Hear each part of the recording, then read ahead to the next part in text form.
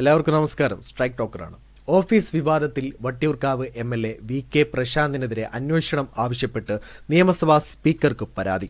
ഹൈക്കോടതി അഭിഭാഷകനും പൊതുപ്രവർത്തകനുമായ കുളത്തൂർ ജയ്സിംഗാണ് അന്വേഷണം നടത്തി തുടർ നടപടികൾ സ്വീകരിക്കണമെന്ന് ആവശ്യപ്പെട്ട് പരാതി നൽകിയത്.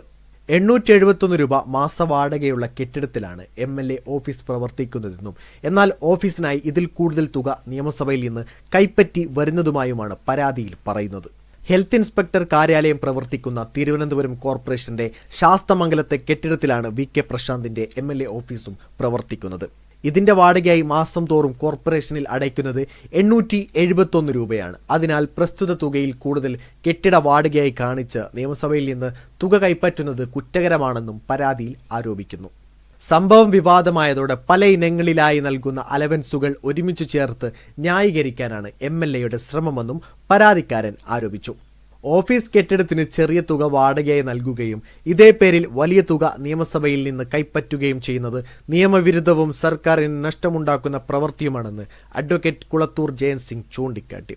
വീഡിയോ ഇഷ്ടമായ ലൈക്ക് ചെയ്യുക, നിങ്ങളുടെ അഭിപ്രായം രേഖപ്പെടുത്തുക. കൂടുതൽ വീഡിയോസുകൾക്കായി ഈ ചാനലിലൂടെ തന്നെ സബ്സ്ക്രൈബ് ചെയ്യുക. This is strike talk signing off.